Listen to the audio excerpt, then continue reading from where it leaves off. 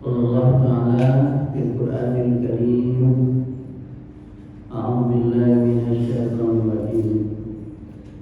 Ya ayyuhalladzina amanu taqullaha haqqa tuqatih wa la tamutunna illa wa antum muslimun. Wa qala Allah Ta'ala aidan, ya ayyuhalladzina amanu hal adullukum ala tijaratin tunjikum min adzabin alim tu'minuna billahi wa rasulihi wa tujahiduna fi sabilillahi bi amwalikum wa anfusikum dzalikum khairun lakum in kuntum ta'lamun. Yaghfir lakum dzunubakum wa yudkhilukum jannatin tajri min tahtiha al-anhar wa masakin thayyibatan fi jannati 'adn dzalikal fawzul 'azim. Wa ukhra tuhibbunaha nasrun min Allahi wa fathun qarib wa basyiril mu'minin. Bapak dan Ibu yang dirahmati Allah Subhanahu wa Ta'ala, kita bersyukur pada pagi hari ini kita masih dapat menunaikan kewajiban kita pada Allah Subhanahu wa Ta'ala dan melaksanakan sholat ini. Mudah-mudahan ibadah yang kita lakukan ini diterima oleh Allah Subhanahu wa Ta'ala dan diberikan balasan di sisi Allah Subhanahu wa Ta'ala. Salawat dan salam kepada junjungan kita Nabi Allah Muhammad sallallahu alaihi wasallam. Allahumma shalli ala Muhammad wa ala ali Muhammad. Ibu-ibu dan bapak jamaah, pada subuh kali ini kita akan mencoba melihat firman Allah Subhanahu wa Ta'ala yang terdapat dalam surah As-Saff yang kami bacakan tadi. Dan untuk kita pahami bersama, marilah kita mengikuti terjemahannya. Ya ayyuhalladzina amanu hal adullukum ala tijaratin tunjikum min adzabin alim. Hai orang-orang yang beriman, maukah aku tunjukkan kepadamu suatu perniagaan yang membebaskan kamu dari siksa yang sangat pedih. Tu'minuna billahi wa rasulihi wa tujahiduna fi sabilillah bi amwalikum wa anfusikum, yaitu engkau beriman dengan Allah dan beriman dengan Rasulnya serta berjihad di jalan Allah dengan harta dan diri. Dzalikum khairul lakum in kuntum ta'lamun. Yang demikian itu lebih baik bagi kamu jika kamu mengetahui. Yaghfir lakum dzunubakum, apa yang akan kita dapatkan? Yang akan kita dapatkan, kamu akan mendapatkan keampunan dari Tuhanmu. Wa yudkhilukum, dan kamu akan dimasukkan jannatin tajri min tahtihal anhar, ke dalam surga yang surga itu mengalir beberapa sungai di dalamnya. Wa masakin thayyibatan fi jannati 'adn, dan kamu juga akan dimasukkan di satu tempat rumah yang baik di surga Adn. Zalikal fawzul azim, yang demikian itu adalah keberuntungan yang sangat besar. Wa ukhra tuhibbunaha, selain itu ada yang sangat kamu sukai. Semua orang menyukainya. Apa itu? Nasrun minallah, pertolongan dari Allah, wa fathun qarib, dan kemenangan yang sudah dekat. Wa basyiril mu'minin, dan beri kabarlah kepada orang-orang yang beriman. Bapak dan Ibu yang dirahmati Allah Subhanahu wa Ta'ala, di dalam ayat ini Allah menyebutkan kepada kita, menunjukkan, menawarkan kepada kita orang-orang yang beriman, yaitu mau menunjukkan kita suatu perniagaan yang bisa membebaskan kita dari siksaan yang sangat pedih. Karena Allah menyebutkan di sini memakai kata tijarah. perniagaan. Tentu ada tujuan dan maksud Allah Subhanahu wa taala. Dalam beberapa ayat Al-Qur'an banyak sekali Allah menggambarkan, mengumpamakan tijarah ini, perdagangan ini. Nah, mungkin barangkali perlu kita perjelas kalau kita mendengar perkataan perniagaan itu yang tidak bisa dilepaskan adalah untung dan rugi. Pasti ada ini. Supaya kita ini yang mendengar perniagaan melek pikir kita. Yang ada dalam perniagaan itu apa? Yang ada adalah untung dan rugi. Itu kalau orang yang paham dengan bisnis, paham dengan perniagaan, dia mesti paham dengan untung dan rugi. Apalagi kalau orang Padang tahu betul itu untung dan rugi itu. Nah, di awal Allah menunjukkan ini, menyebutkan ini supaya kita melek, supaya kita merespon. Padahal Allah telah menawarkan kepada kita, maukah kamu aku tunjukkan suatu perniagaan yang bisa membebaskan kamu dari siksa yang sangat pedih. Nah, orang beriman mesti menyikapinya dengan melek, mikir, semangat. Bayangkan ibu sekalian, banyak di antara saudara-saudara kita mulai dari jam 22 malam itu sudah berangkat ke pasar. Kan subuh itu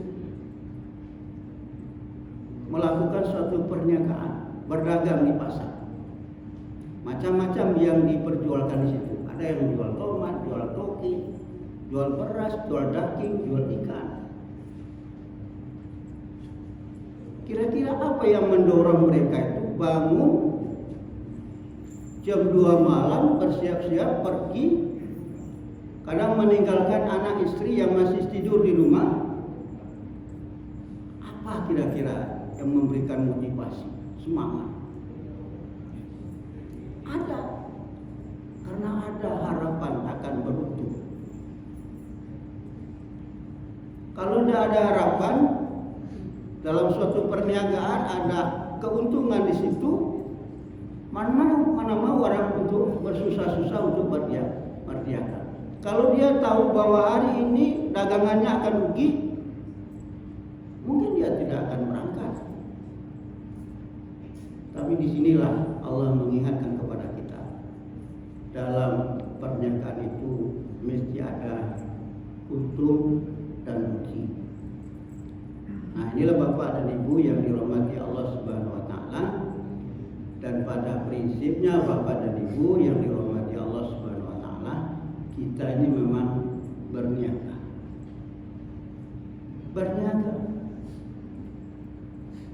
Mulai dari kita bangun tidur sampai lagi tidur lagi, bahkan sampai malam kita melakukan perniagaan. Bukan main-main Bapak dan Ibu sekalian. Perniagaan dengan Allah Subhanahu wa taala. Karena prinsipnya dagang itu, perniagaan itu adalah tukar menukar. Apa yang akan kita tukar? Setiap ucapan kita, setiap perbuatan kita, bahkan setiap yang ada dalam hati sanubari kita. Itu sebagai orang yang beriman kepada Allah Subhanahu wa taala mesti percaya, yakin bahwa setiap sesuatu yang kita lakukan ini, kalau yang kita lakukan itu sesuatu yang baik, pasti ada ganjaran pahala. Sebaliknya, setiap sesuatu yang kita lakukan itu adalah perbuatan buruk, dosa dan maksiat, pasti ada dosa. Jadi sebetulnya dalam hidup ini kita tidak bisa terlepas dari perniagaan. Dengan siapa kita berniaga? Dengan Allah Subhanahu wa taala. Tidak ada satu perbuatan kita, sekecil apapun perbuatan kita itu, kecuali ditebus oleh Allah Subhanahu wa taala. Tidak ada. Dan inilah yang mesti kita yakini sebagai orang yang beriman, sehingga kita berhati-hati betul dalam hidup kita ini. Jangan sampai kita hidup merugi. Perniagaan kita rugi, kita tidak beruntung di sisi Allah Subhanahu wa taala. Pekan ini juga diingatkan kepada kita, Allah Subhanahu wa taala bersumpah, wal 'asr innal insana lafi khusr illal ladzina amanu wa 'amilus solihati wa tawassaw bil haqq wa tawassaw bis sabr. Manusia ini merugi, diliputi kerugian. Sekali lagi, kalau Allah menyebutkan kata rugi, itu identik dengan perniagaan. Manusia itu merugi, kecuali orang-orang yang beriman dan beramal soleh. Bapak dan Ibu yang dirahmati Allah Subhanahu wa taala. Kembali kita.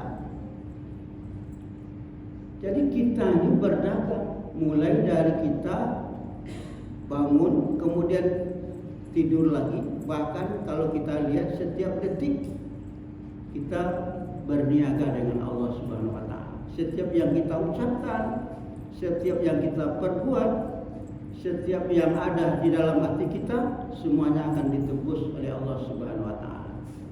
Sebab itu jangan keliru. Di dalam surah Al-Qiyamah itu diingatkan, ayahsabul insanu ayyatraka sudah. Apakah manusia itu mengira bahwa mereka akan dibiarkan begitu saja? Dia berucap seenaknya, berkata-kata seenaknya. Lidah tidak bertulang. Kadang-kadang ucapan kita ini menyakiti orang lain. Apakah mereka akan dibiarkan mereka berbuat semaunya? Mereka berbuat zalim, merugikan orang lain, membunuh, merampok.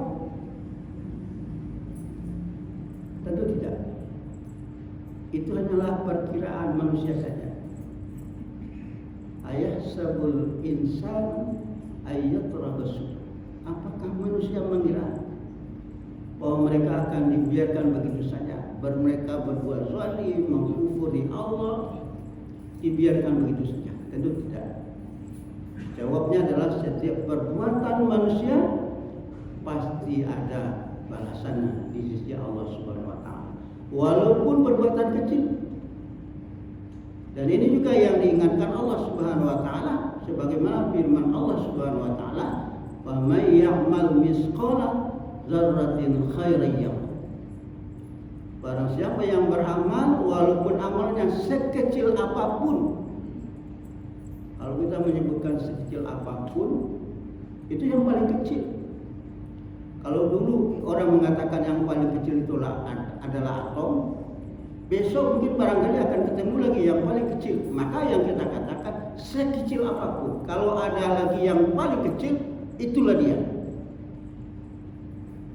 Barang siapa yang beramal sekecil apapun, pasti dia akan melihat amalnya itu ada balasan kebaikan yang dibuat. Sebaliknya, wa may ya'mal misqala dzarratin khairan yarah. Barang siapa yang beramal amal kejahatan walaupun sekecil apapun, dia juga akan melihat balasan amalnya itu. Jadi Bapak dan Ibu yang dirahmati Allah Subhanahu wa taala, kita mesti berhati-hati.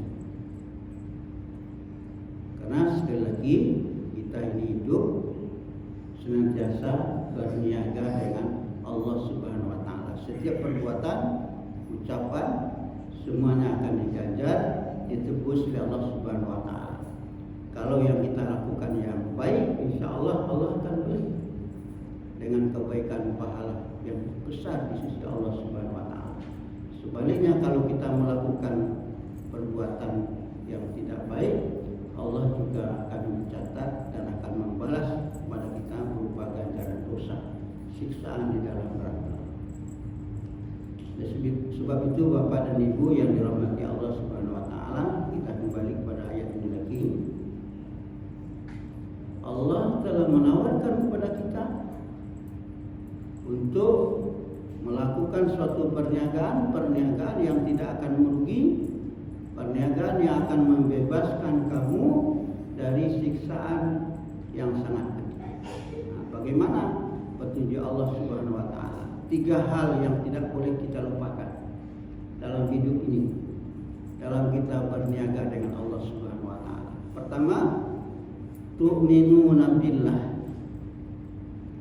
Hendaklah setiap perniagaan yang kita lakukan selama kita hidup di dunia ini tidak boleh dan harus diikuti dengan iman. Kamu beriman, apapun yang kamu jual, yang kamu perdagangkan, yang kamu lakukan mesti didasarkan dengan iman. Mau berjualan di pasar, mau bekerja di kantor, mau bertani, berkebun, semuanya itu mesti diawali dengan beriman kepada Allah Subhanahu wa taala. Beramal di masjid, beramal di mana saja mesti didasari dengan iman kepada Allah Subhanahu wa taala. Sebab kenapa? Seseorang yang melakukan kegiatan amal apapun amalnya, kalau tidak didasari dengan iman kepada Allah Subhanahu wa taala, maka Allah tidak akan berikan pahala apa-apa. Jadi kuncinya iman. Banyak orang baik melakukan kebaikan, tapi dia tidak bermodalkan iman, tidak percaya pada Allah Subhanahu wa taala, tidak percaya balasan Allah Subhanahu wa taala. Dia melakukan itu sekedar melakukan kebaikan saja, dan dia pun tidak percaya dengan hidayah Allah, tidak percaya dengan surga dan neraka. Bahkan ada yang mengatakan hidup ini hanya di dunia saja. Nah, oleh sebab itu sekali lagi, apapun yang kita lakukan mesti kita dasari dengan iman kepada Allah Subhanahu wa taala. Karena sebaik apapun perbuatan kita, kalau tidak diawali, didasari dengan iman kepada Allah Subhanahu wa taala, maka perbuatan kita itu sia-sia. Yang menemukan listrik ini Bapak Ibu sekalian, itu kan luar biasa kebaikannya yang kita rasakan sampai sekarang. Tapi kalau dia tidak beriman, dia tidak mendapatkan apa-apa. Paling dia mungkin barangkali jasanya dikenang oleh manusia, tapi di sisi Allah Subhanahu wa taala, karena dia tidak beriman, no. Jadi apapun yang kita lakukan mesti berdasarkan iman, keyakinan kepada Allah Subhanahu wa taala. Dan kita bersyukur Bapak dan Ibu yang dirahmati Allah Subhanahu wa taala, kita ditakdirkan sebagai orang yang beriman. Sehingga insya Allah apapun yang kita lakukan, kalau yang kita lakukan itu baik, insya Allah mendapatkan ganjaran pahala di sisi Allah Subhanahu wa taala. Tapi bayangkan betapa banyak orang melakukan kebaikan tapi tidak mendapatkan pahala ganjaran di sisi Allah Subhanahu wa taala karena dia tidak beriman. Atau mungkin barangkali dia beriman, tapi imannya mungkin barangkali setengah-setengah, setengah beriman, setengah kufur. Nah, ini juga akan merusak dari setiap apa yang kita lakukan, sehingga dia tidak mendapatkan pahala di sisi Allah Subhanahu wa taala.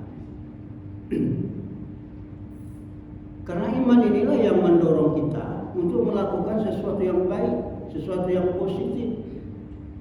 Iman ini juga yang menjaga kita untuk tidak melakukan sesuatu yang buruk, melakukan dosa. Karena kita yakin dan percaya bahwa setiap kebaikan itu akan dibalas oleh Allah Subhanahu wa taala dan akan kembali kepada kita. In ahsantum anfusakum wa in ahsantum falah. Barang siapa yang melakukan kebaikan, maka kebaikan itu akan kembali kepadanya yang melakukannya. Dan barang siapa yang melakukan keburukan, maka keburukan itu akan kembali kepadanya. Ini iman. Jadi orang yang beriman ketika dia berbuat, beramal, penuh dengan keyakinan bahwa ini adalah akan dia terima dari Allah Subhanahu wa taala, kebaikan. Dan Dan sebaliknya ketika dia melakukan kesalahan, dosa, maka dia cepat-cepat istighfar, mohon ampun kepada Allah, kembali kepada Allah, bertobat kepada Allah Subhanahu wa taala. Karena dia tahu bahwa setiap keburukan itu akan diganjar dengan siksa dari Allah Subhanahu wa taala. Bapak dan Ibu yang dirahmati Allah Subhanahu wa taala. Jadi pertama yang tidak boleh hilang dari setiap perniagaan perjuangan kita di dunia ini selama kita hidup sampai kita kembali kepada Allah Subhanahu wa taala adalah iman kepada Allah Subhanahu wa taala. Dasarkan setiap apa yang kita lakukan itu karena iman kita kepada Allah Subhanahu wa taala. Kalau kita sudah memiliki itu, sekecil apapun perbuatan kebaikan yang kita lakukan, insya Allah ada balasan yang setimpal di sisi Allah Subhanahu wa taala. Yang kedua, di samping iman kepada Allah, iman juga kepada Rasulnya. Bagaimana iman kepada Rasulnya dalam perniagaan kita ini? Ikuti SOP-nya. Contohnya dari Rasulullah Sallallahu Alaihi Wasallam. Karena kita percuma beramal kalau tidak sesuai dengan sunnahnya. Banyak orang yang beramal yang sudah berbuat tapi tidak mengikuti Rasulullah Sallallahu Alaihi Wasallam, maka dia hampa, tidak diterima oleh Allah Subhanahu wa taala, ditolak.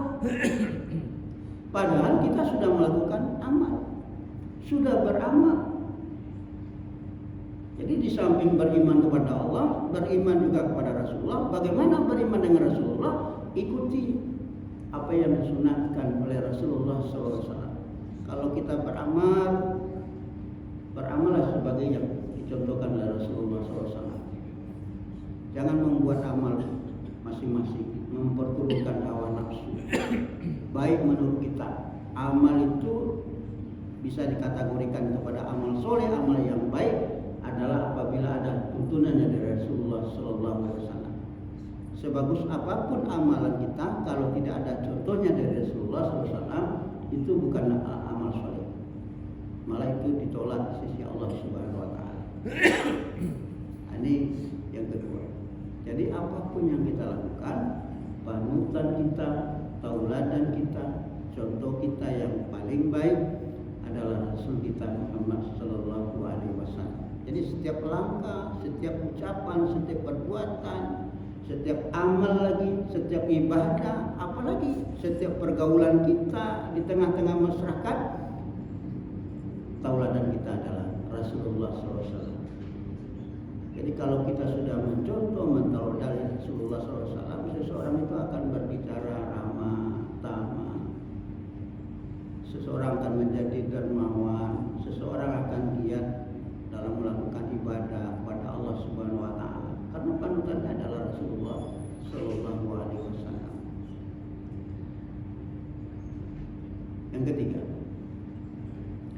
Yang ketiga adalah jihad fisabilillah. Dengan diri dan harta. Bahkan di dalam ayat ini mendahulukan harta. Wa tujahidu fisabilillahi bi amwalikum wa anfusikum, dan engkau berjihad di jalan Allah dengan hartamu dan dirimu. Jadi harta didahulukan. Betapa pentingnya berjihad dengan harta, apalagi di zaman sekarang ini. Tentu kita tidak akan berjumpa berperang di jalan Allah di bawah komandonya Rasulullah, para sahabat, karena bukan masanya lagi. Tapi yang namanya jihad ini tetap ada dari masa ke masa. Inti dari jihad itu adalah bersungguh-sungguh memperjuangkan agama Allah Subhanahu wa taala. Jihad itu bersungguh-sungguh. Sebagaimana bersungguh-sungguhnya orang ketika bertempur di medan perang. Sedikit saja lengah, taruhannya kepala. Orang perang, sedikit saja lengah, itu kan menunjukkan kesungguhan. Orang kalau tidak bersungguh-sungguh, tidak usah terjun ke medan perang. Hatinya masih berdua, ingat keluarga di rumah. Sementara ada musuh di depan. itu harapannya akan gugur di peperangan. Maka perang itu, jihad itu artinya bersungguh-sungguh. Apapun perjuangan kita, mestilah bersungguh-sungguh.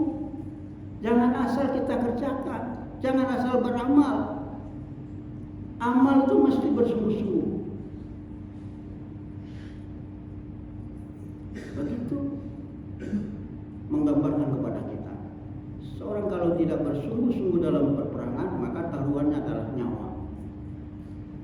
Nah, sekarang kita memang tidak berhadapan dengan musuh dalam peperangan, tapi setiap amal yang kita lakukan membela kalimat la ilaha illallah, menegakkan agama Allah, menolong Allah, menyebarkan Islam ini, kita juga harus bersungguh-sungguh, bersemangat. Bapak dan Ibu yang dirahmati Allah Subhanahu wa taala, dengan harta.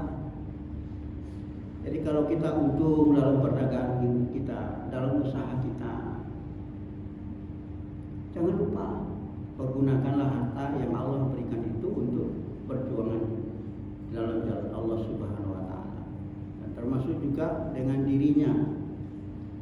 Yang mungkin barangkali tidak semua orang dikaruniai harta, tapi paling tidak dia juga berjihad dengan dirinya, bersungguh-sungguh. Apa yang dapat dia lakukan, bersungguh-sungguhlah dengan hal yang kecil. Walaupun yang kecil yang kita lakukan, kalau kita lakukan bersungguh-sungguh secara kontinu, istiqomah, insya Allah di sisi Allah Subhanahu wa taala itu besar pahalanya. Apalagi tadi, hidup ini tidak gampang, susah. Perperangan antara hawa nafsu dengan iman. Yang kita di dalamnya berjuang mempertahankan kemenangan, keuntungan, dan kita tidak mau hidup ini merugi. Tidak bawa apa-apa, tidak bawa iman, dan tidak juga berjihad di jalan Allah Subhanahu wa taala, maka hidup kita ini rugi. Orang yang sudah melakukan saja perniagaan belum tentu dia untung. Apalagi kita tidak melakukan apa-apa, tidak mau berjihad, tidak mau berjuang. Berjuang saja belum tentu kita menang. Apalagi kalau tidak mengambil bagian dari berjuang di jalan Allah Subhanahu wa taala. Padahal kita tahu Allah berikan kemampuan kepada kita hidup berjuang di jalan Allah Subhanahu wa taala. Ikut memikirkan bagaimana agama Allah ini tetap dijaga. Bapak dan Ibu yang dirahmati Allah Subhanahu wa taala. Di akhir ayat ini ada satu ungkapan yang mungkin barangkali ungkapan ini sangat sering kita dengar. Nasrum minallah wa fathun qarib. Ini adalah bukan sekadar kata-kata penutup, terutama sekali bagi orang Muhammadiyah. Karena Allah akan memberikan kepada kita, kalau kita sukses dalam perdagangan ini, ada 3 hal yang Allah berikan kepada kita. Pertama adalah dibebaskan dari siksaan yang sangat pedih. Yang kedua adalah diampuni dosa-dosa kita, kemudian dimasukkan ke dalam surga. Dan ada lagi yang ketiga, yang sangat dicintai oleh manusia, yang sangat dibutuhkan oleh manusia. Apa itu? Pertolongan Allah Subhanahu wa taala. Dan kemenangan yang sangat dekat. Wabasyiril mu'minin, dan beri kabarlah kepada orang-orang yang beriman.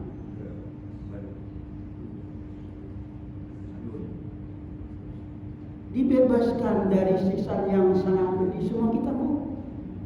Semua kita mendambakan. Tidak mungkin kita tidak mau kalau kita dibebaskan dari siksa yang sangat pedih. Apalagi kalau kita ini tahu bahwa kita ini manusia yang lemah, tidak pernah terhindar dari dosa dan maksiat. Jika Allah membebaskan kita dari siksa yang sangat pedih, tentu yang sangat bahagia sekali. Dimasukkan ke dalam surga, tentu kita senang. Karena kita berniaga di sini memang mengharapkan balasan yang pantas di sisi Allah Subhanahu wa taala. Dan balasan yang pantas itu adalah surga. Senang kita. Tapi tapi ada yang sangat kita senangkan di saat sekarang ini, di saat kita berjuang. Sebagaimana orang-orang yang berjuang di jalan Allah, berperang di jalan Allah, itulah yang sangat diharapkan, yang sangat didambakan. Mereka belum terbayang, dan kalaupun terbayang, dan itu nanti. Yang sekarangnya apa? Yang sekarang ini adalah pertolongan Allah. Orang kalau berperang, dia belum membayangkan masuk surga. Kalaupun membayangkan, itu belum bisa dinikmati. Orang kalau berperang, dia belum membayangkan masuk ke dalam surga itu, terhindar dari dosa. Dan kalaupun ada yang membayangkan, itu belum bisa diterima, belum bisa dinikmati. Tapi yang paling mendesak, yang paling dirindukan dari seorang yang berjuang di jalan Allah Subhanahu wa taala adalah pertolongan, adalah kemenangan. Setiap orang yang berjuang dan berjihad, dia ingin ditolong Allah Subhanahu wa taala, karena menyadari bahwa kita ini lemah. Manusia ini lemah, tanpa pertolongan Allah Subhanahu wa taala maka mustahil kita menang. Jadi ucapan ini bukanlah sekadar kata-kata hikmah yang selalu diucapkan oleh orang Muhammadiyah, nasrum minallah wa fathun qarib, lalu mengakhiri setiap ucapannya dengan salam. Sebetulnya ada simbol semangat, memberikan semangat kepada kita. Sulit kita, memang sulit, apalagi berjuang di jalan Allah Subhanahu wa taala. Dimanapun dia berjuang, di Muhammadiyah, menjadi pengurus Muhammadiyah, letih dia, tapi letihnya akan terobat bahwa ada pertolongan Allah Subhanahu wa taala. Sesusah apapun perjuangannya, yang dia bayangkan adalah pertolongan Allah Subhanahu wa taala. Maka orang kalau merasakan ini, dia tidak akan pernah putus asa dalam berjuang di jalan Allah. Orang lain mungkin barangkali dia bisa mengabaikannya, bahkan tidak suka dengannya. Tapi dia yakin di setiap kesulitan itu pasti ada pertolongan Allah Subhanahu wa taala. Dia akan memperoleh kemenangan asal setiap perbuatan, setiap jihad, setiap perniagaan yang dilakukannya itu dilandaskan dengan iman kepada Allah dan pada Rasulnya Shallallahu Alaihi Wasallam. Ini akan memberikan motivasi, semangat, rasa optimis dalam perjuangannya, karena ada pertolongan Allah Subhanahu Wa Taala. Dan memang tanpa pertolongan Allah Subhanahu Wa Taala mustahil kita akan mendapatkan kemenangan. Banyak sejarah jumlah pasukan Islam yang jumlahnya sangat kecil menghadapi pasukan yang besar, tapi mendapatkan kemenangan, melainkan dalam pertolongan Allah Subhanahu wa taala. Nah, ini juga bagi kita yang berjihad, berjuang di jalan Allah Subhanahu wa taala, menyadari ini, bahwa tanpa pertolongan Allah Subhanahu wa taala mustahil kita akan memperoleh kemenangan di sisi Allah Subhanahu wa taala. Jadi bukan hanya sekedar permanis kata, sekadar kata-kata hikmah, nasrum minallah wa fathun qarib, mesti menjadi keyakinan. Tapi aneh kalau kita mengatakan ini, nasrum minallah wa fathun qarib, pertolongan Allah, dengan pertolongan Allah dan kemenangan akan dekat, sementara kita tidak berbuat, tidak berjihad. Bagaimana Allah akan menolong kita? Sementara kita mengucapkan nasru minallah wa fathun qarib, pertolongan Allah, kemudian kemenangan akan datang. Bagaimana kemenangan itu akan datang kalau kita tidak berjihad, tidak berjuang? Mustahil. Sebab itu Bapak dan Ibu yang dirahmati Allah Subhanahu wa taala, kalau kita dikarunia Allah Subhanahu wa taala diri dan harta kita ini, marilah kita berjuang di jalan Allah. Sekecil apapun perjuangan kita, insya Allah ada pertolongan Allah di situ, dan kita akan mendapatkan kemenangan di sisi Allah Subhanahu wa taala. Baik kemenangan dunia, apa yang kita harapkan harapkan, yang kita inginkan akan dikabulkan Allah Subhanahu wa taala, apalagi kemenangan nanti di akhirat. Tentu ini semuanya akan kita nikmati dan kita yakini sekali lagi setiap apa yang kita lakukan pasti akan dibalasi oleh Allah Subhanahu wa taala. Kita masing-masing mengambil bagian itu dan juga memberikan semangat kepada kita bahwa pertolongan Allah itu senantiasa bersama orang-orang yang berjihad di jalan Allah Subhanahu wa taala. Pergunakan kesempatan selagi Allah masih memberikan nikmat umur kepada kita. Dan jangan sampai nanti kita menyesal di hadapan Allah Subhanahu wa taala ke tempat kesempatan sudah diberikan tapi kita tidak mengambil bagian. Jadi sekali lagi berbuatlah yang baik, menghindari diri dari berbuat dosa, perbuatan yang tidak baik. Ikhlas karena yang akan merusak, yang akan membuat merugi dalam perdagangan kita ini di antaranya adalah tidak jujur.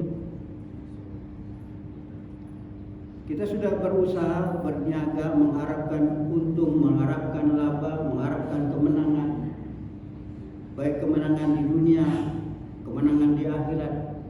Tapi bisa saja perniagaan kita ini mengalami kerugian. Salah satu sebab mengalami kerugian itu adalah ketidakjujuran. Tidak jujur. Bukankah ini Rasulullah menunjukkan kepada kita dalam dagang yang real? Bagaimana caranya berdagang? Kalau dagangnya baik, memang disebutkan baik. Tapi kalau dagangannya buruk, cacat, disebutkan cacatnya.